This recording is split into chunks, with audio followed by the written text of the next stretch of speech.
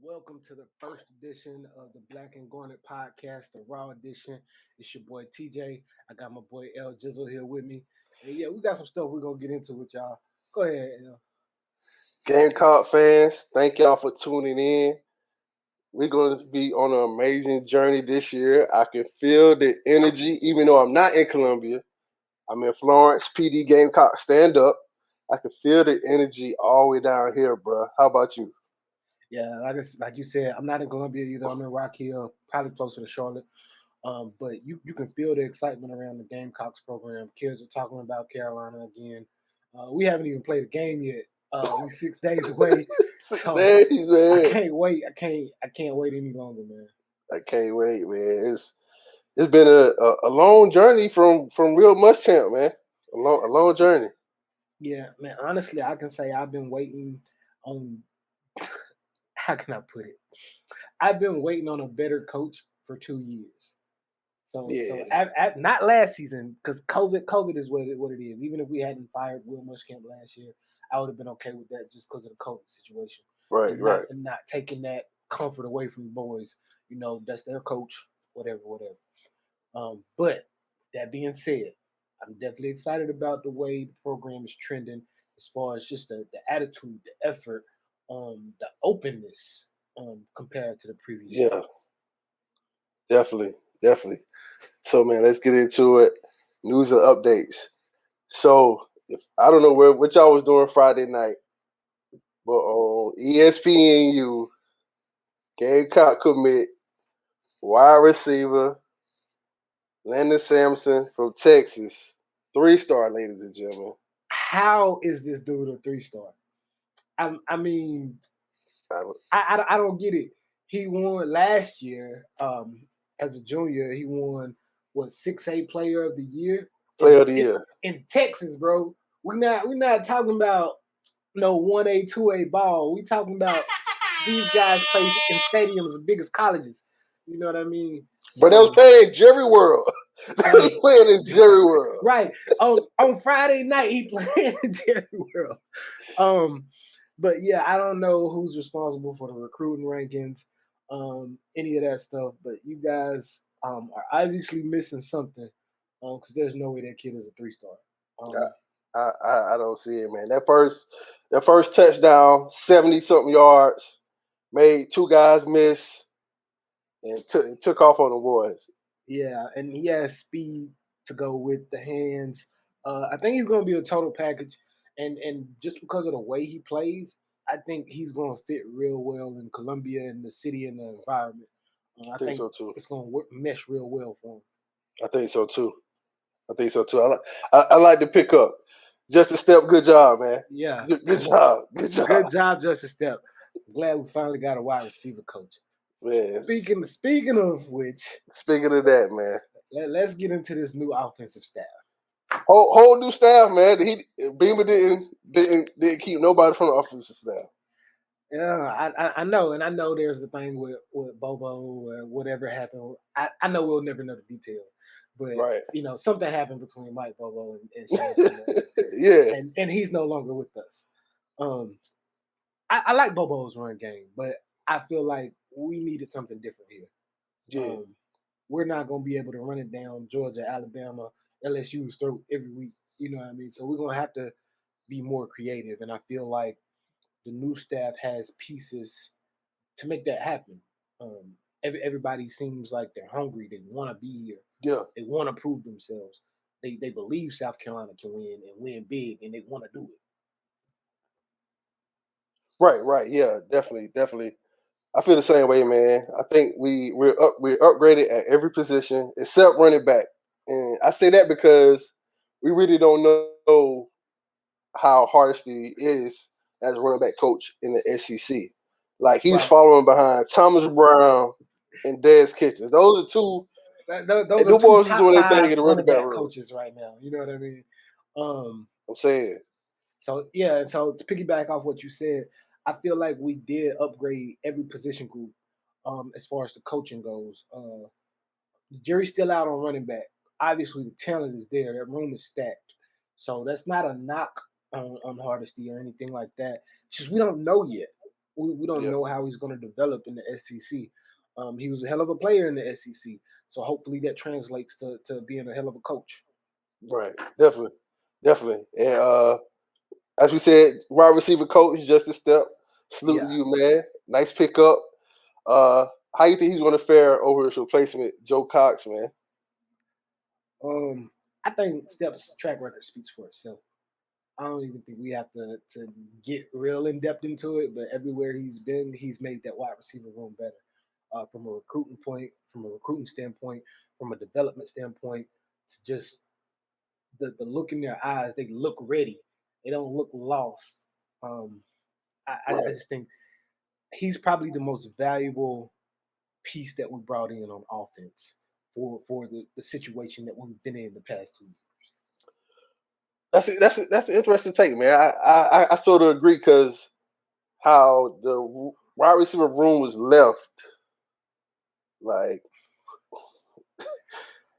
watching the last half of last season, you would have thought we didn't have anybody that could catch the ball. Man, nobody. And except for Shot Smith, but right. And everybody knew he was getting the ball, so he was covered most of the time. Facts. You know what I mean? Facts. But yeah, I really like Step. Like I said, I think he's done the best job with flipping his position group as far as what we can expect for them. I'm not saying we're gonna set SEC records or anything like that. Right, yeah. But I think we'll fare a lot better than we have in the past couple of years. Yeah, definitely going to see an improvement. I think just with the additions in the transfer portal that we added, and some of the pieces that we got coming in the wide receiver room too. I'm really excited about them boys. Yeah. What about tight end? You know, Bobby Bentley getting replaced by another Carolina son, Eric Kimmery, Mr. Fade. Yeah, Mr. I like Kimmery, man. I like his attitude, how he carries himself. Yeah. And him and Coach Luke, they do a lot of this philosophical stuff to go along with the football stuff. I heard that. And I think in today's world, well, these kids ain't like they was 15, 20 years ago. You know what I mean? Where somebody yells at you and you just know, okay, I'll do it better next time. Now it's not like that. No. Totally different kid. Right. So to have guys on this staff that understands that they have to be able to learn each individual kid individually, I think that speaks volumes to Shane Beamer and the staff and everything they're trying to do as a whole. Right. Yeah, man. It's bringing in a whole new mindset, right. And like you can see it on the kids' faces. Like it seems like they're having fun now. Right. Like they're like over the process of Muschamp, like the kids wasn't having fun out there on the field. Right. And that's what the sport is really all about, having fun, man. Right. And I remember reading somewhere, like right after Muschamp got the boot, that the kids didn't like being in the building. Oh, hold on, you going in and out. All right, you back. Okay. But yeah, like I was saying, I read somewhere right around the time that Muschamp got fired that the kids didn't like being in the building anymore. They felt like it was a job. Yeah. It was monotonous. There was nothing fun about it. It was just like going to your 9 to 5 every day. You know what I mean? And I think that kind of situation can wear on anybody. And I don't even want to get into that right now. But yeah, because it's gonna make me mad thinking about all of the things that I've heard come out of the program since he's been gone. So we're just not gonna dwell on that, and we're gonna stick to the positives of the new staff. Still the positive energy, man. That's what Shane Beamer be preaching. That's right. That's what we gonna try to follow here on the show, man. Positive energy, man. Positive energy only. Yeah, so we're not gonna get into all of that. Let's see who else. Who else? I'm excited about Atkins too because Atkins. He's had a long career. Dr. Phil, that's what I call him Dr. Phil, man. Yeah, and I don't know, bro. It just feels like our offensive line is SEC quality. Not saying that we've never had SEC quality linemen. I just don't think they were being pushed to give their best effort, if that makes sense. Because we had too many games where we are seeing our players blocking each other or just stuff that doesn't make sense. Like, you know what I mean? Like stuff that doesn't make sense at all. Running backs running into the back of a lineman who's in the wrong gap. Like, you can't keep having stuff like that, man. Can't happen. I think Atkins is gonna get those guys mentally prepared because I think they already had the physical attributes. But I think he's gonna have them mentally prepared to know who they're blocking and move them out the way so we can do what we need to do to get these plays together. Yeah, I like. I think I read somewhere he told the guys, "I want y'all to play mean all the time." Right. That's the type of offensive lineman I like to see. Play mean, physical, to the whistle, all game. Yeah. From whistle to whistle. That's what coach used to say back in the day. Man, I want you busting your butt from whistle to whistle. Whistle to whistle. So I'm excited about Atkins too. Yeah. Let's see. How do you feel about our QB coach / offensive coordinator, Satterfield, man. I mean, he's had an interesting journey. Like even last year, he was on the NFL with the Panthers as the assistant offensive line coach or something like that. Right. And it's kind of rare that you get somebody who's your offensive coordinator have ties to almost every position like that. So he has the understanding of how to tie all levels of the offense together. And I seen what he did at a couple of stops and how they're talking about how they're going to mesh certain elements of this offense with this offense. I'm excited to see what it's going to bring on the field, man. Because at South Carolina, you're not going to win with a Alabama type offense or a Georgia type offense. Right. You have to be something unique. You have to be innovative if you're going to be at South Carolina. Because we don't necessarily get the top players every single year. We're not Alabama. We're not Georgia. Hell, we're not Clemson in the past 5 to 6 years. It's a different level when you're recruiting players like that. But I feel like with the right coaching staff, you can maximize the effort and the talents of what you do have and at least give yourself a fighting chance. At least, man. At least. The way we were doing things the past 5, 6 years was not working. No, not even in the league, man. So I'm just excited about the offense as a whole, the offensive staff. Like I said, I'm really excited about everybody. I honestly feel like everybody was an upgrade. Even with Hardesty, I just think the energy he brings, being such a young guy, so he's recently removed from the NFL. So it's not like he's a guy who was in the NFL 20 years ago, 30 years ago. You know what I mean? Yeah. So he has that recent experience, just like Peterson on the other side on defense. Those guys are recent NFL players who are now coaching college ball. And I feel like our players having that to lean on gives them an extra edge. Yeah, definitely. And you can't NFL mind. You can't. That's invaluable. Right.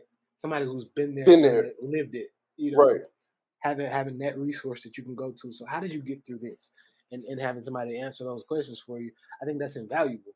Thanks, man. So enough for talk about the old. We done with that. Coming into the year, man. I know what you want to talk about. I know you wanted to talk about a quarterback. Hey, you know it, man. Hey, that's talk around town, man.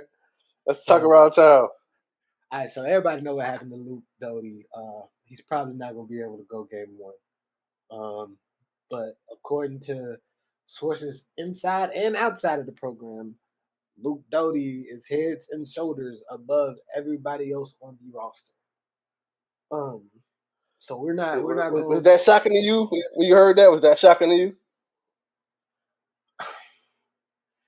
I will say yes, because we've got a transfer who has played ball uh, after high school for multiple years, has multiple starts under his belt, and for him not to be even in the same conversation as Luke, that's a little bit concerning.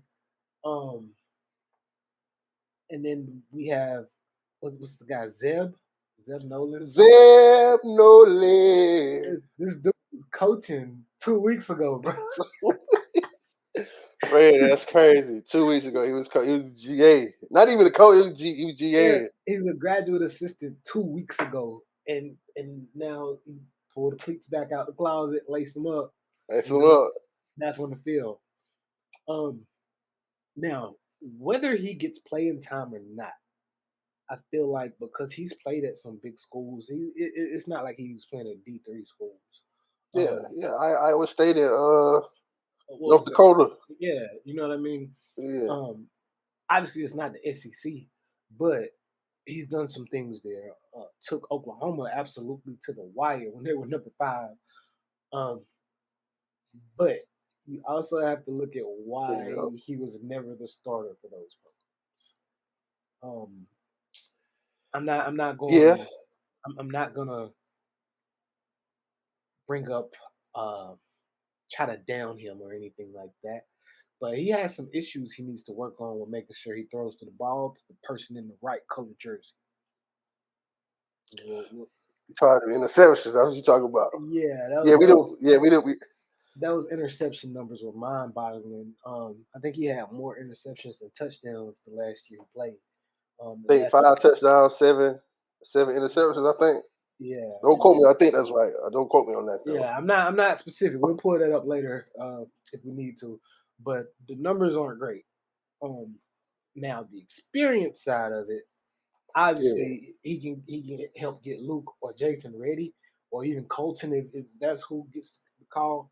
But I'm not comfortable putting a guy who's been beat out at QB at every school he's been at as our starter. I'm not comfortable. Especially the 2 weeks thing.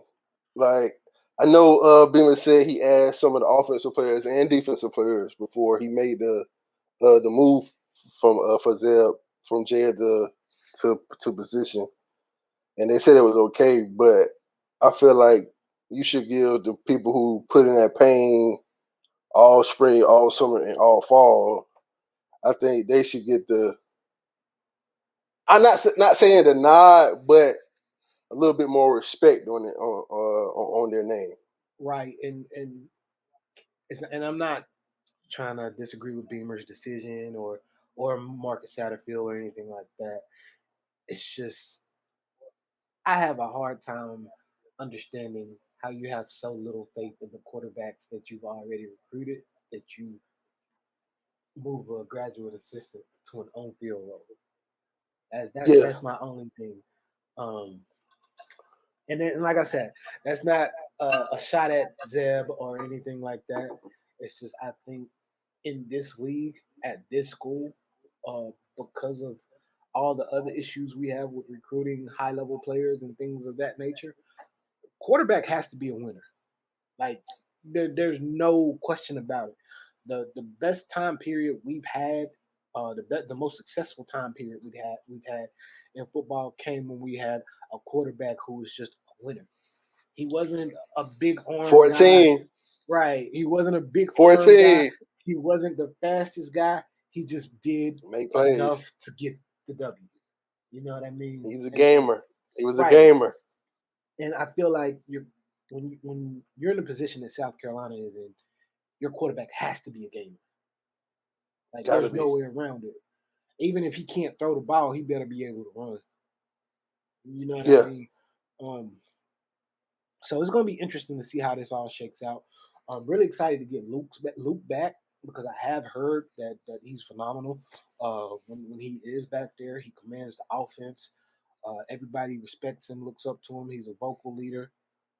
Definitely. So I'm excited about him coming back, but I also don't want to take away the opportunity from Jason Brown either. Um, they said he came in a little bit overweight. He's worked on that. It's Yeah. helping him get a little faster to avoid some sacks and things like that. But I was reading that he was having a little bit of trouble For the commanding the playbook. offense and Yeah. learning the playbook because he came from a system where they didn't huddle. So they're just looking at the sideline for plays and going to the ball and snapping it. Now he has to huddle, get 10 other guys that are breathing tired as hell on the same page, and Page, yeah, then that's a big difference. back to the line to snap the ball. And then Big difference. you're not used to that because you've been running this spread offense. So I see there's a learning curve there. So Big difference. right. So we'll see. So, We'll man, with all that being said, man, there's been rumblings Zeb is in the lead for the starter. Do you think Beamer make that? Honestly, to me, I just want the best man, the best player who gives us the best chance to win. Is that Zeb? Then so be it. right. If that's Jason Brown, so be it. If that's Cole, so be it. Well, Right. I think he's gonna choose Zeb because he basically wrote the playbook with Satterfield. So Right. And you know he knows the playbook because he helped design it. This isn't a playbook that was brought from this school or brought from this school. It was put together here. It was assembled here. yeah, So I think that from that aspect of it, he probably has a better grasp on the playbook than any of the other quarterbacks other than Luke. But outside of that, from physical attributes and everything else, I would rather see, like I said, Jason Brown or Colton Gaither, since Luke can't go. hey, ain't nothing wrong with that, man. Like they say it should be announced before Tuesday. That's what Beamer said on his call-in show. Before Tuesday, we should know who will be starting game 1 versus EIU. I say it's Zeb. TJ say it's Jason Brown. Let us know what y'all think in the comments, man. Let us know what y'all think. So, on a A to F scale, what grade would you give our QB room as a whole? Don't get mad at me for this. Hey man, hey, no, this is just for free. We gonna speak our mind 100%. 100%. Okay. We ain't holding nothing back. You know how we do. We know how we give it up here. All right. So as a whole, I'm gonna give it a C. And Okay, man. Yeah, see, you got me. I thought you were about to say something worse than that. yeah, I was gonna go with C minus, but I'm gonna just leave it at C. But I feel like Luke is an unknown. Like as good as everybody in or outside of the program says he is, he's still unknown. Yeah. Last year, I gave him a pass for last year. Last year, right. He got through into the fire last year, so we can't count that. So I'm gonna say Luke is still an unknown. Jason Brown is unknown. Colton unknown. yeah, Zeb is known, no, but it's not what you want. You know what I mean? It's not what you want from a starting quarterback in the SEC. So I can't give that room a higher grade until I see them play a little bit. Yeah. And I'm going to need to see somebody other than Luke Doty play as well to give the whole room a grade. Got you. You said you was going to say a C minus. That's where I'm going. That's where I'm going. Like I just like you said, it's a bunch of unknowns, man. We don't know. Like we want these guys to be superstars. We want them to be awesome, but we don't know. We haven't seen them play yet. You know what I mean? Seen them play, man. We could have the next Connor Shaw. We could have the next Dylan Thompson. You know what I mean? Or we could have the next Blake Smelly. You know what I mean? Blake Smelly. No, Blake Mitchell. Chris Smelly. Blake Mitchell. Blake Mitchell. Yeah. I put them together because they was the same quarterback.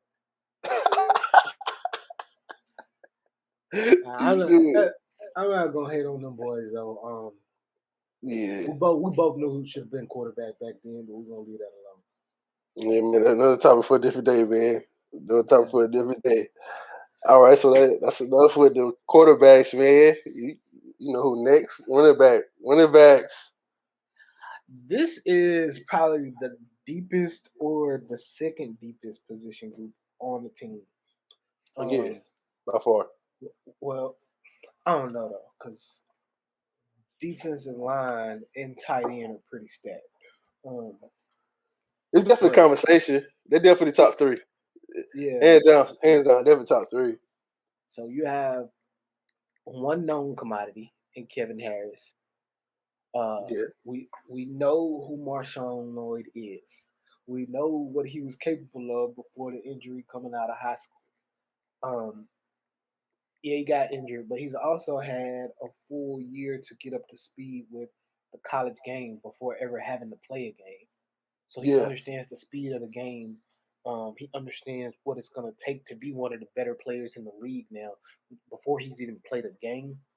And I never wish an injury on anybody, but I feel like that injury might have been a silver lining for him. Instead of coming in as a freshman and having to live up to those expectations, he got a chance to sit back, learn, get bigger, faster, stronger, and we're gonna see what he can do. Then you brought in Juju. Juju, man, That dude is lightning in a bottle. A lot of it's a lot of talk about Juju. Yeah. What he doing in practice. Yeah, and I still got big hopes for Zakondre White. Yeah. And even Amos. Amos too. Yeah. He showed some flashes last year. Bro, is there enough touches to go around? Somebody gonna be mad. We gonna be a running team, but bro, it's like that's 5 kids. Like yeah, but with Juju and even Lloyd, those guys are so shifty and so fast. I feel like you have to find them a way to get them on the field, even if you have to get them on the field while Kevin Harris is on the field. A slot type role. We definitely gonna see some two back. We definitely gonna see some two back. Right, and I feel like Juju is one of those guys that you could use like Florida used to use Percy Harvin back in the day. Just line him up anywhere, tell him to go get it. Line him up at running back. Line him up at wide receiver. Yeah, jet sweeps, reverses, all that. We need all that. Just put him anywhere. We need all that, Sat. and because with that kind of speed, when teams have to account for that kind of speed, it opens up so much more. So much more, man. Facts. Let's talk about another one of these known commodities. Does Kevin Harris get back to the same level as last year? Does he have a repeat performance? Man, I don't know. That he had surgery on his back, man. And like whenever you're dealing with back issues, like that's hit or miss. Like there's a lot of running backs whose career been derailed because of back issues. Yeah, man. Hopefully he's back. Let's say if he's back to 100%, like I think he's going to have another repeat performance, but his numbers might not be the same because of the running back room has gotten a lot more crowded this year. Yeah, it's a lot more crowded back there. Now, as far as how can I put this? Kevin Harris is good. Obviously, because with no passing game, none. And I'm not going to pretend like we had the best run blocking either last year. It was decent, but he got a lot of yards after contact. He hardly goes down. That's what I like about him too. He hardly goes down. That first person, you gonna hit him, but he ain't gonna go. You better have some Brady cavalry with you. You gonna need some Brady cavalry with you. But I feel like part of Kevin Harris's success last year was the fact we didn't have a passing game. So we had to run. You said we had to run it. Yeah. You know what I mean? And he understood, man, if I don't get these 5 yards, we have no other way to get them. They're triple covering shy because none of the other receivers, they would double cover, triple cover shy just because he was really the only threat in the passing game last year. Yeah, him and Muse. Yeah, and when Muse got hurt, that was a wrap. Yeah, it's over. So I feel like he's probably gonna be productive, but I don't think he hits 1,000 yards again. Simply because I feel like the offense is gonna be more balanced this year, and Gotcha. we have a plethora of running backs back there. Yeah, yeah, yeah. I'm honestly, I can't wait. I can't wait to Saturday, man. See how Sat put it together, man. I can't wait, man. But And he better not show too much, though. I just want to see effort. I want to see execution of the things that we know we should do right. You know, yeah, you can't tip your hand because you got Kentucky and Georgia in what 2 weeks, 3 weeks. yeah, So you can't show too much of your hand these first two games. But I just want to see effort. You know what I mean? Discipline, toughness. These guys just and wanting to be here. There's so many times during games during the previous staff's tenure here that you would look on the field and the guys just look like they didn't want to be there. Like from kickoff, bro. Like, and it's just like, here we go. You know, um. So tough, I'm just more interested in that. man. Another will Lloyd live up to the hype though, man? It's a lot of hype. Highest recruit since M. Lat. You know what I'm saying? Yeah, and I mean, he has the tools as Yeah, far yeah. as Oh yeah, physical yeah, physical ability, man, and jumping over people. He's like Najee Harris trying to jump over people and stuff like that. yeah. Um, but I I think he will, just because he has that mentality. Like I'm gonna outwork everybody in here, bro. When the Yeah, sun comes up, I'm gonna be at the gym. When the sun go down, I'm gonna be at the gym. Um, if there are any obstacles to him living up to the hype, I feel like it's gonna be mental I was gonna say uh, the same thing. I was with gonna his say the same injury. thing. Yeah, yeah.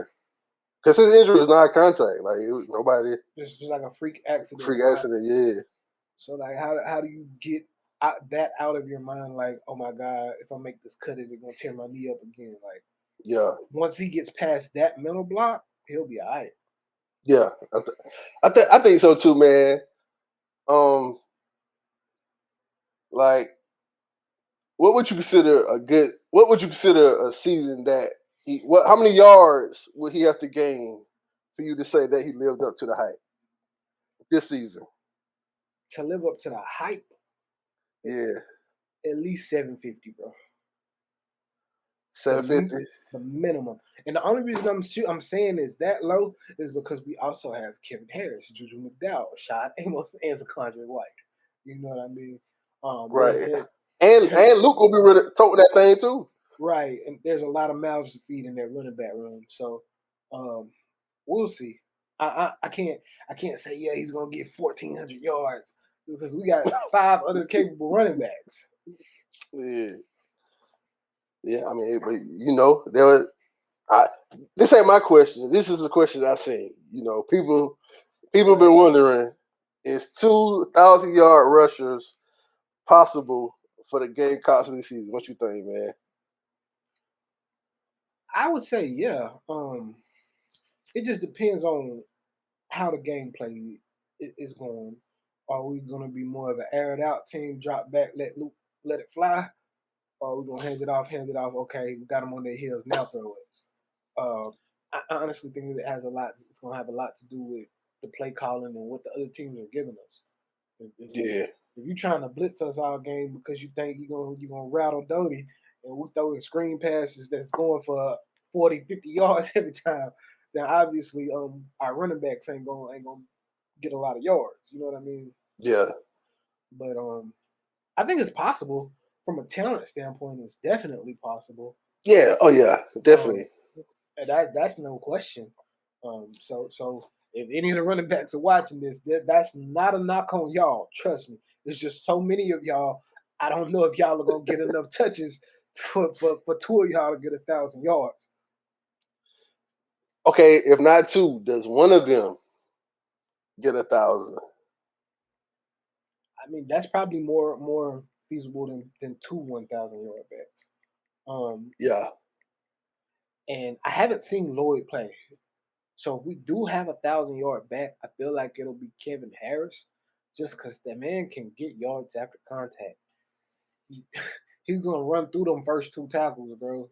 He's yeah. He reminds me of Jerome Bettis when he was younger, bro. He just runs through people. The bus. Like he's not dancing. He's not shimmying trying to get past you. Oh he's no, going you through going you. straight through your chest. So he plays excellent behind his pad level. Excellent. Right. So I feel like he may get to 1,000 yards simply off of his effort and the fact that you can't bring it down. Man, honestly, bro, I think both of them cats might fall short of 1,000. Like, I can see them about 850, 850 apiece. I can see them getting about 850 apiece. But I don't see them getting 1,000. All right, and you not seeing them getting to 1,000. Is that based on there being so many of the running backs, or what are you basing that on? Yeah, it's been so many. Like, bro, you got 5 backs back there, man, and Luke is going to be if he's healthy and playing. That's what I'm assuming, and he's going to be getting rushes too. Like, right. And then you got, but also we don't know how the offense is running. That depends on quarterback. If the quarterback ain't got no, it's going to be just like last year. Right. If he can't move the ball downfield. Right, and he don't even have to be like all world run a 4-4 type fast quarterback. Just be able to move around in the pocket. Because we saw what happens when you've had 2 knee replacements. Right. We know what happens to quarterbacks who can't move around in the pockets. We've seen it. I think 2 years in a row. We've seen that since Jake Bentley got hurt, bro. That's all we've seen is quarterbacks who can't move around in the pocket. So hopefully Luke is a departure. Man, Coach Sack, man, no more statues in the backfield, Sack. We need DTs. Not that you only got to be a full DT, but at least have a little quarterback that can move, man. The Tom Brady's are gone, bro. Like, you feel me? If Tom Brady was coming into college right now, I don't think he would be a starter, bro, because he runs a 6.0 40. I don't care if you can throw the ball 100 yards between 2 loaves of bread. If you can't move in the pocket, you're dead. Listen, it's tough out here, man. So, man, after all that, what would you grade our running back room? This is one of the few position groups that's gonna get this grade from me. We're gonna give them that A. An A? Solid, A plus? Is it close to an A plus or just an A? We're gonna go with an A. After I see what Lloyd is capable of this year and see a little bit from Juju, that might get upgraded to an A plus. Yeah, I feel the same way. Like I said, man, that running back room is special, man. Yeah. And in the SEC, you need multiple backs. Like, right, look who we play week in and week out. You can't put one guy through that kind of beating. Man, listen. And I hate to talk about our rivals, but that's how Georgia stays so successful, bro. If one of their running backs is hurt, they have 4 more as good, if not better. And right now, South Carolina, if not better, right? South Carolina is for the first time maybe ever in a position where we have wealth at the running back position. So yeah, I think I'll give that group an A. And once I see the performance on the field, if it is what I think it is, we're gonna bump that up to an A plus. I feel the same way, man. I feel the same way. I concur. Right. Let's see. So we talked about the quarterbacks. We talked about the running backs. It's time to talk about the biggest question mark on the offense. Wide receivers. Man, what's going on with the wide receiver? What do you hear? Man, I'm hearing some interesting things. Like, obviously, there's been a lot of talk about how bad our wide receiver room was last year, and rightfully so. Like, cause man, I was looking at the stats last year. Like the the number of catches. Like Shot Smith is gone. That's 57 catches gone from last year. Hold on, wait. You said Shot Smith had how many? 57. Okay, let me see. He had 57 catches. Take a guess of how many our next highest receiver caught. Take a guess. Just take a wild guess. I can't give you a number, but I can tell you who probably got those targets. And it's probably Nick Muse. But nah, Nick a tight end. I don't even count him with these wide receivers. Oh man.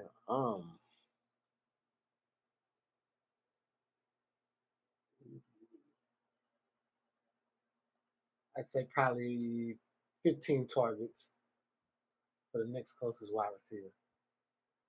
You was close. It was 11. It was 11. Hey. Jalen Brooks had 11 catches. 11 catches for 100 yards. Wow. Okay. That's not good, bro. It's not. But I have faith. I have faith in Justin Stepp that he got them boys moving in the right direction. But there's one thing that is concerning. I've heard there's been some rumblings that the top 3 wide receivers coming back: Jalen Brooks, Josh Van, and DK.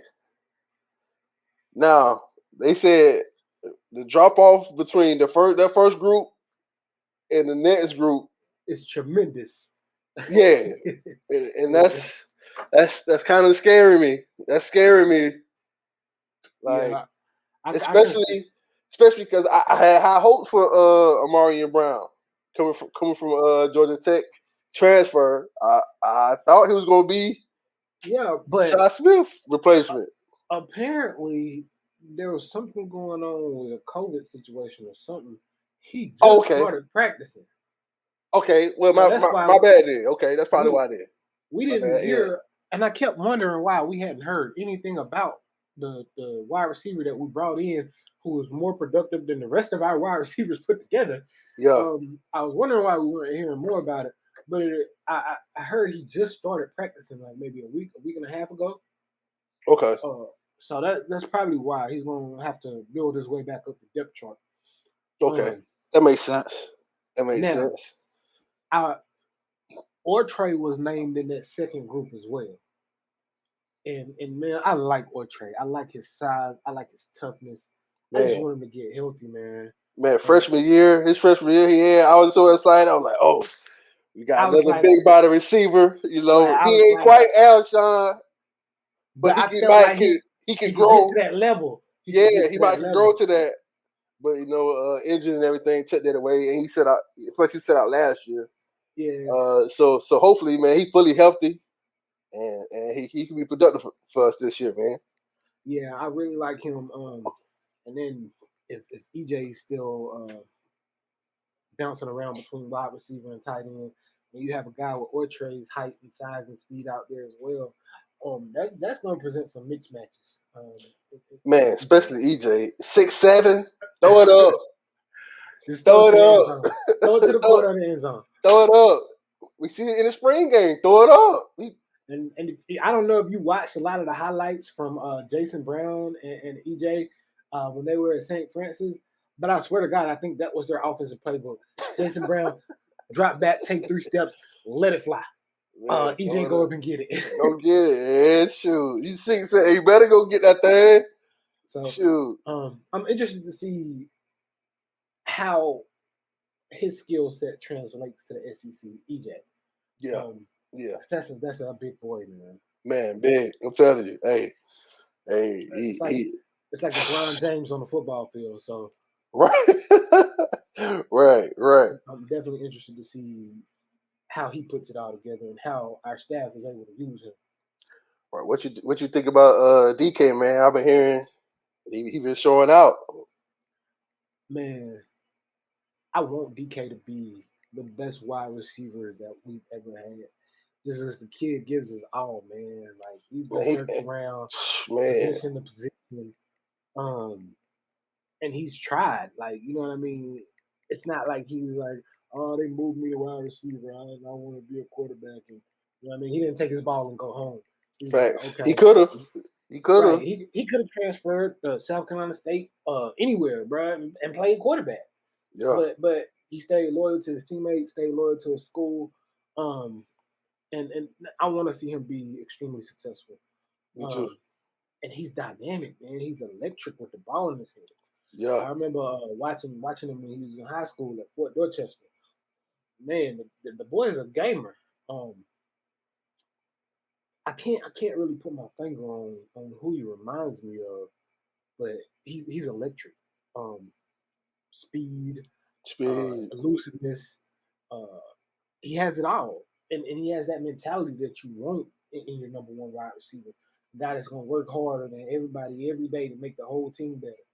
All right, you need me Right. to go. You need me to return punts. Okay, I'm gonna go return punts. Or you need me to block on kickoff. Okay, I'm gonna block on kickoff. You know what I mean? That attitude, man. I just hope he gets everything that he wants out of this season. Definitely. Definitely. Me too, man. I feel the same way. Also, man, Jalen Brooks. He's been, last year in practice they was hyping him up. Fortunately, in the games, they didn't really translate too well, like fully all together. I mean, he had some Right, moments, but he right. had a couple drops, Right. He But definitely had some flashes. I think this year, the Josh step a whole nother year, getting more comfortable, and he knows he's actually going to play. Like our missions from whatever. But Yeah. And I think that was part of his issue last year, man. Think about how it has to mess with you mentally to not know whether you're gonna get to suit up this week. Oh no, not this week. Maybe next week. Oh, I can play this right, week. Now I'm not mentally ready. I ain't think I was gonna get to play this year. You know what I mean? So I think that played a big factor into his production last year. Just the yeah, mental aspect of it from being jerked around so much. Like, okay, you're gonna get to play. Oh wait, no, you're not gonna get to play. So I think we can expect uh, a lot more consistency out of Jalen this year.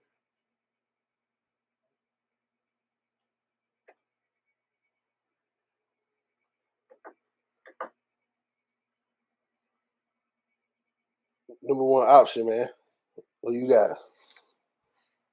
Number one, DK man.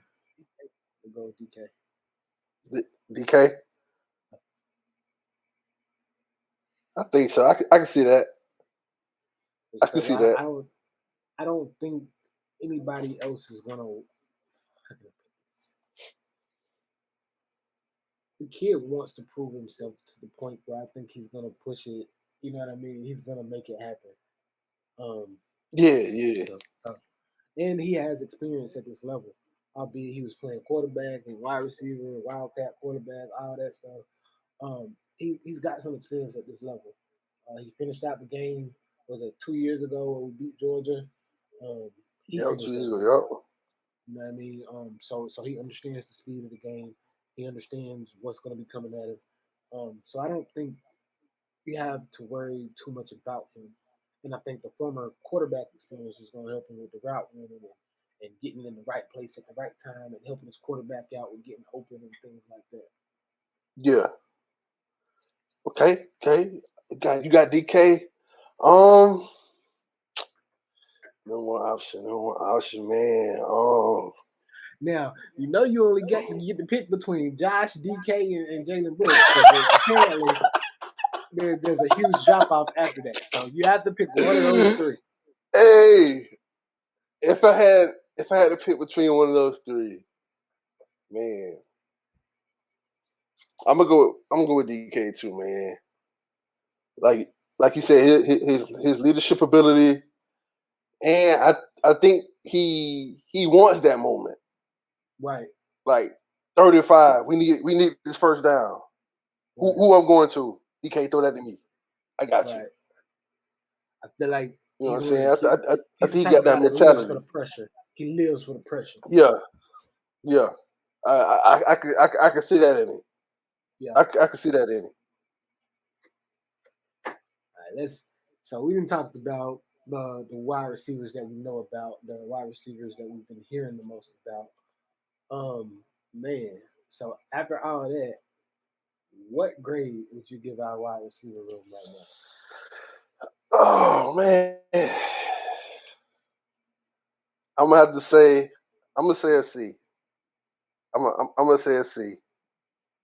Okay. Because based on last year's performance, even though last year it wasn't all on them, but they did like lose it shy. That's a big. That's 57 catches. That's half the catches, more than half the catches from the whole wide receiver room gone. Right. So somebody's gonna have to pick up that slack, whether it's from DK, Van, or Jalen, or Marion Brown, or Trey. We got Leggett.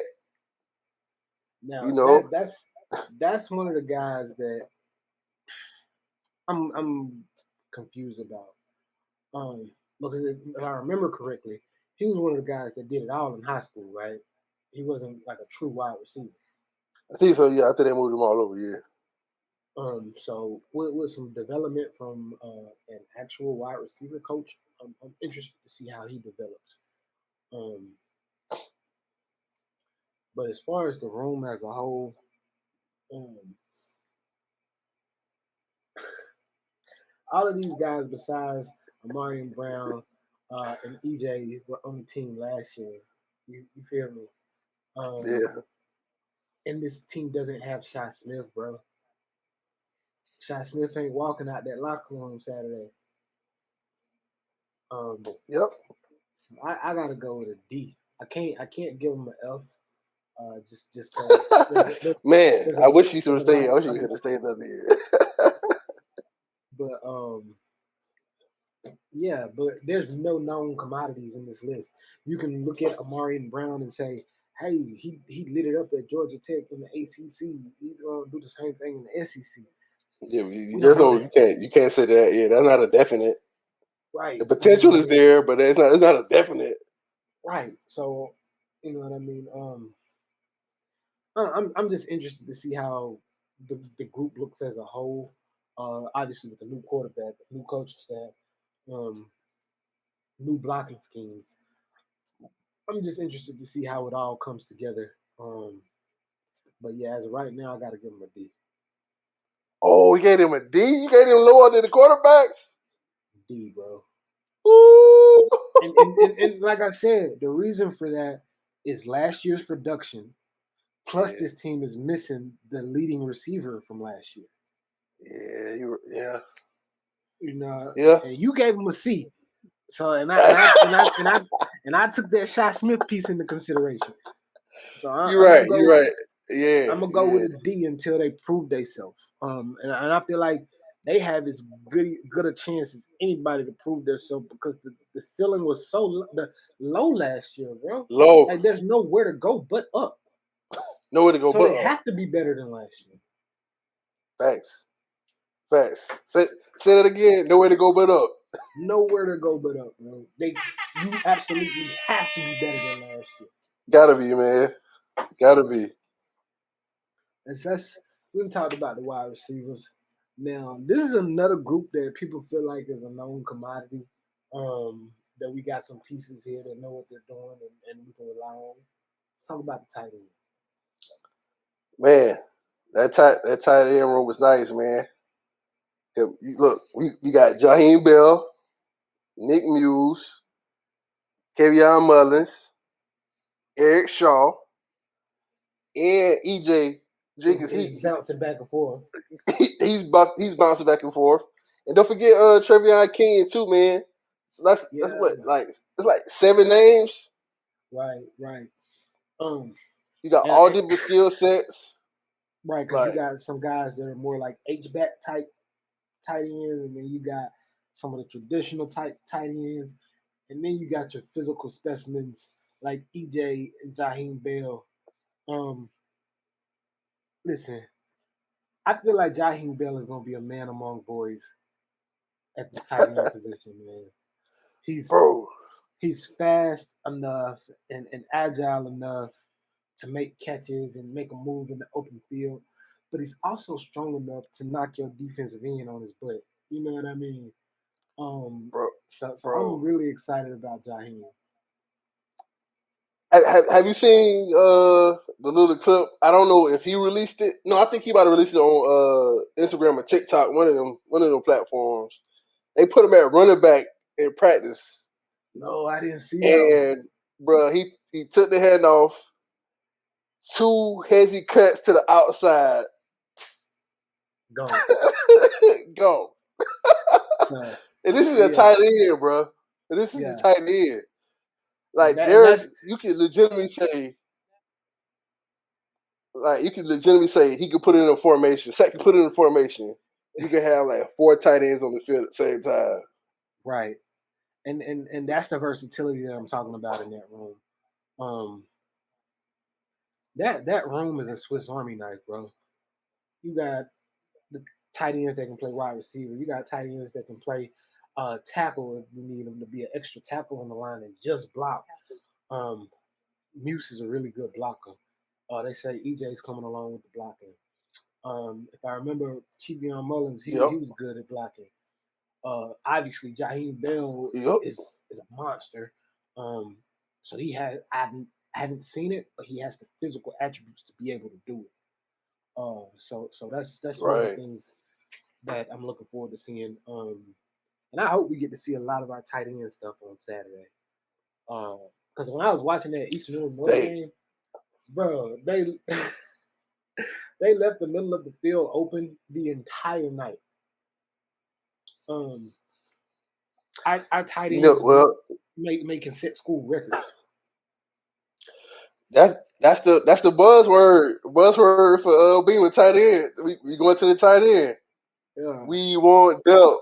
We yeah. want depth. Hey Oscar Oscar, man, Delp, come on, man. come on down to What Carolina, you what man. you what you waiting on, man? You know what our tight end is gonna do, man. We're gonna put up numbers, man. Record breaking numbers for the tight end this year. Right, I'm right. telling you.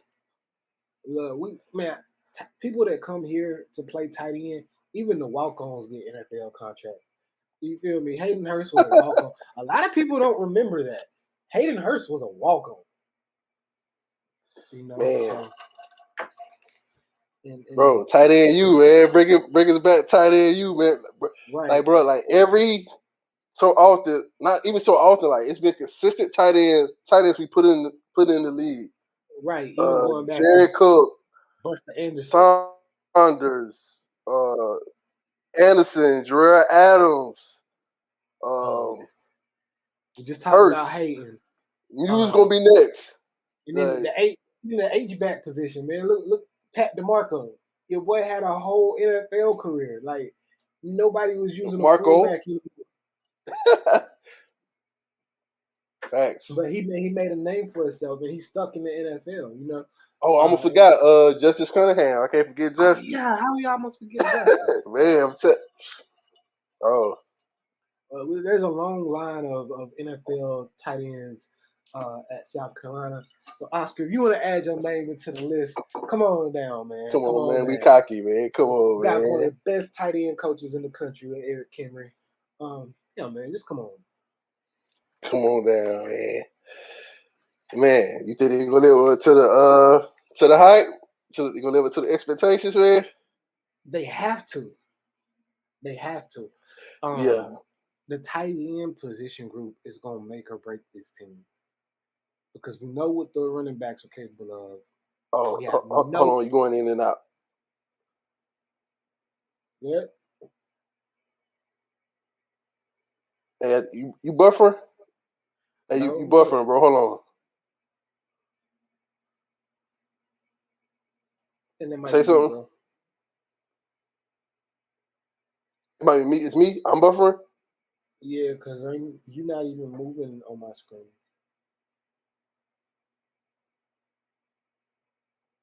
Now I see your eyes moving.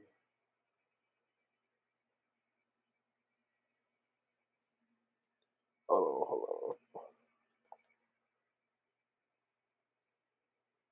I'm good. Yeah. Okay. Go ahead. What you were saying? Um, All right, yeah. So the tight end position, they have to live up to expectations. That position group is gonna make or break the success of this team. Because we You know think what the running so? back, yeah, because we know what the running backs can do. We know what we don't have at wide receiver. So the tight ends are gonna have to kind of pick up that gap in between. Um, so they're gonna have to be good, bro, until we figure out what's what with the wide receivers.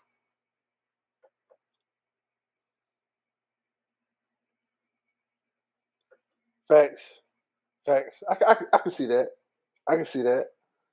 And plus, like, they're trying to make it an emphasis of getting our tight ends the ball. So, Right, like, they really, the offensive success is kind of dependent on them for real. right. But Even but from they, a they, they got the playmakers to make it happen, though. right. And even from just a blocking standpoint, the tight ends have to live up to their expectations for everything else to work.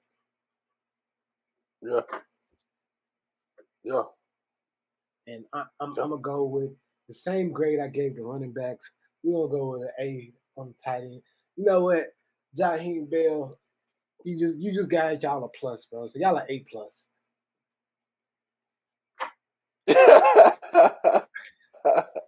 A plus for the tight ends. Yeah, I'm gonna go A. I'm gonna go A.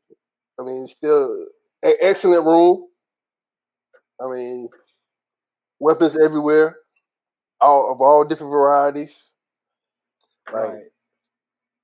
there's Um. nothing bad I can really say about the tight end room for real.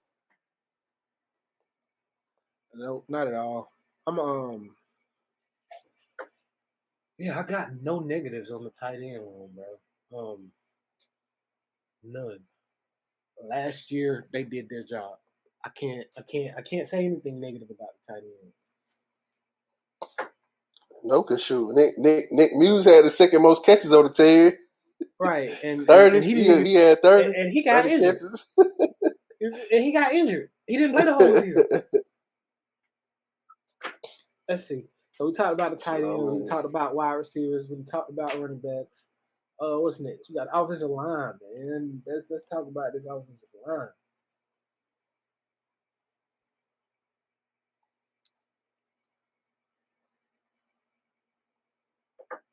So, what do you think that the offensive The line big is lacking? uglies.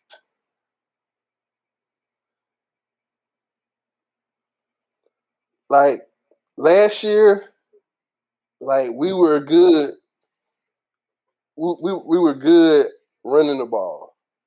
Man, it was good at run blocking, but it was the pass blocking that left a little more to be desired.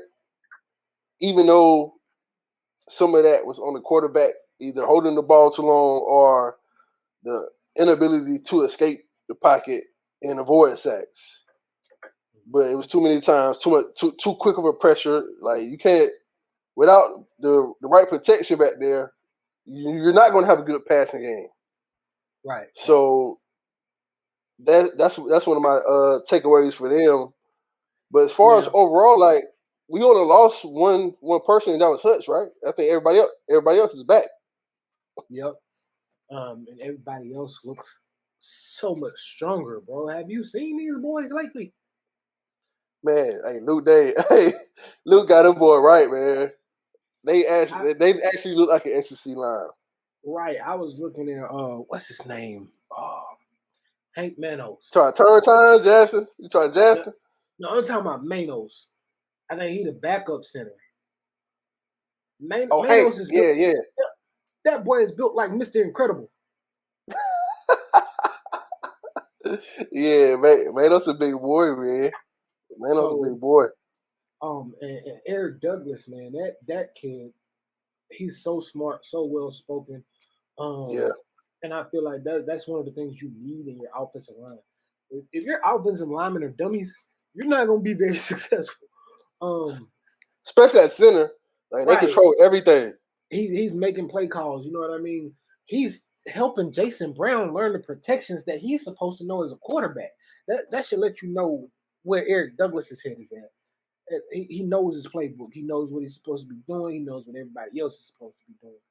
Um, and if the rest of the offensive line is anywhere near pays anywhere near the same attention to the level of detail, our offensive line should be pretty good. And Yeah. this is going to kind of lead us into our next segment, but I definitely think the offensive line will improve on pass blocking from last year. For the simple fact, I think once Luke comes back, we have a quarterback that understands the protection schemes and what he needs to do to make sure that he stays protected. Um, Audibles that he needs to make sure that the blitz get picked up and he don't get rocked every time he snapped the ball. Um, I think that was kind of missing a little bit last year. Because you would see a blitz coming pre-snap, and you would see that nobody was reacting to it, and you'd be like, so nobody's gonna pick up that dude from the blitz in that gap right there. Um, you know, so I'm interested Crazy, to man. see. I'm interested to see if they're understanding their blocking assignments better and how it all works together as far as, hey, you got him, I got him, you got him. You know what I mean? Not none of this scheme stuff. Well, if he does this, then you do this, and then I'll do this, and you know what I mean? Put a hat on the hat. Just move him out the way. Facts, and I think Atkins coming in helping them boys out too. I think that's going to take them up another level. That's going to take them up another level, man. Definitely, and I like as far as Atkins goes, he's recruiting true position players. Our last offensive line coach, it's like he only recruited tackles and then tried to put them at guard or vice versa. Yeah. But Atkins is recruiting these guys for the position that he wants them to play. Yeah. Them three that we got coming in. That's a solid class. That's a solid core, bro. That's a solid class. Offensive lineman. Yeah. And honestly, that's probably going to be the future of the offensive line because we're going to lose a lot of pieces after this year. Yep. We're going to lose Eric. We're going to lose what's my guy's name? His brother went to the NFL. Wanham. Yeah, Wanham. We're going to lose Wanham. Turnitine's done after this year, ain't he? Yep, he's a senior. Yep. So we're going to lose the majority of this line after this year. But I think the pieces that they brought in are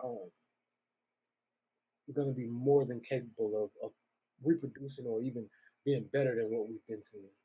Yep, I feel the same way, bro. I feel the same way. But besides the 5 that's starting, we have. I feel like we got 3 capable backups. What you need in the offensive line, because a roll ankle, somebody fall their back of their leg, anything. And these are the guys that are you gotta have somebody slide in position. Right. So if you run 90 snaps a game, your offensive linemen have taken 90 hits a game. So these guys are going to get hurt faster than anybody else on your team. So you got to have some depth, and I think we're okay with the offensive line. Yeah, definitely. So, man, with all that being said, man, what's your grade? What's your grade for the O-line room, man? I'm gonna go with a B-, and that's just simply because I want to see the improvement in the passing game. Yeah, B-. I agree with that. That's the grade I was gonna give him. Because, like I said, only because of the pass blocking, the run blocking, they got that. Like, right. You get 1,000-yard rusher, over 1,000-yard rusher, with the team we had last year, where teams knew our only success was going to come from the run game. Right. And they was able to get K Harris leading rusher of the SEC, man. So, but the flip side of it, the pass blocking wasn't always there at all times. So, B- is a solid grade for me too. Right. And the reason I still gave y'all the offensive line a B- instead of dropping them down to a C is because I feel like all of that pass blocking stuff wasn't necessarily on them. Like I said, some of that was on the QB play. That's a fact, yeah. All right, so now that we talked about all our position groups, we talking about what we expect out of them. We've given them all a grade. All right, let's talk about as a whole. how is this offense going to look under our new offensive coordinator? Man, I don't know, man. That's why I'm so excited for Saturday, man. Just to get a glimpse of what it's going to look like. Right. But that's the crazy thing. Like this is just the first year. So once we get more pieces in and things like that, like the offense can transform into what they really want it to be. Right. And I feel like, for better or worse, Muschamp was a horrible coach on game day. But as far as recruiting players, he has some pieces left for Satterfield to work with. You know what I mean? Yeah. We don't have a number one wide receiver that we know of. That's a known commodity. That's Right. not taking a shot at none of you guys. It's just we don't have a known commodity that's a number one wide receiver. We don't know what our quarterback is capable of. We know what Kevin Harris can do. We know Juju McDowell is lightning in a bottle. We know Marshawn Lloyd is hyper athletic, hyper shifty. But we haven't seen that at game speed in real time. We've seen it at practice. We've seen it in spring games, but we haven't seen them do this against the same level of competition that you're going to play every week in this league. Week out. Right. Even when you include the Clemson game at the end of the season. All right, so we didn't talk about the position groups. We didn't talk about our expectations for each position groups, for some individual players, the new staff as a whole.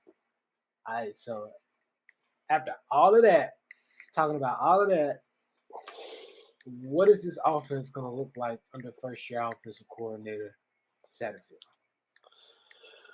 Man, what I would like to see, I would like to see a nice blend of both passing and running. I would say like a 65-35 split run pass. Okay. I think our best course of action to win games is to keep Luke under 25 passes. Once he starts getting over 25 passes, I think that's when we run into problems. Yeah, and I'm gonna have to agree with that. Just because traditionally our offense isn't an offense that can handle throwing the ball 30, 40 times a game. We usually lose when we end up in games like that. Even during the Spurrier years. I remember that game, was it against Tennessee? No, it was Auburn. I think that was the year Spurrier quit. No, it wasn't. It was the year after that. I meant the year before that. Dylan Thompson was the quarterback. Mm-hmm. We literally scored a touchdown on every drive of that game. But they still won because we didn't have a defense. Yeah. That's one of the most heartbreaking things. Putting up 40, 50 points on Auburn and still losing. And I think the same thing happened that year at the Tennessee game.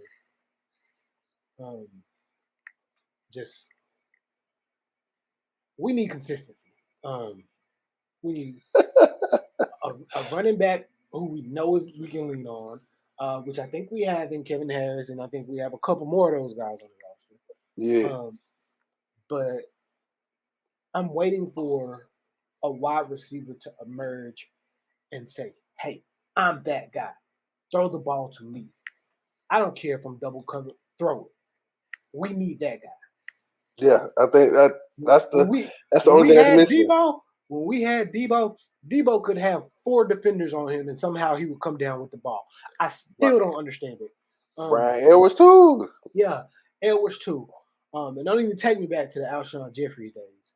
But we need a wide receiver like that on our roster, and we don't have one that we know of. Yeah. Right. That's what I want from DK. That's what I want from EJ. That's what I want to see from Josh Vann or Jalen Brooks. One of those guys has to step up and make our quarterback feel like I can just let this thing fly and such is gonna go get it. You know what I mean? We need that guy. Yeah. Yep. That's it. Well, Gamecock fans, man, thank y'all for kicking with us for our first show. Bear with us. This is something new that we're doing. Definitely. Y'all keep rocking with us because every episode is going to get better as we learn the technical side of it. Follow us on Twitter at the Black and Garnet Pod and on Instagram at @the_GB Raw. And honestly, all of that's probably going to be different by the next episode, so don't worry about it. So if you follow it now, go ahead. But by the time we drop the next episode, everything is going to be under the same brand and not as broken as it looks right now. Facts. Man, and also on YouTube, please like, comment, subscribe, and share the broadcast. Man, any tips or any questions you want to ask us that we can answer on future episodes, we will definitely read every comment and comment. Definitely. And if you have an idea or you have a question that you want us to answer on the show, shoot us a question, man. We'll just send it to us. We'll talk about it.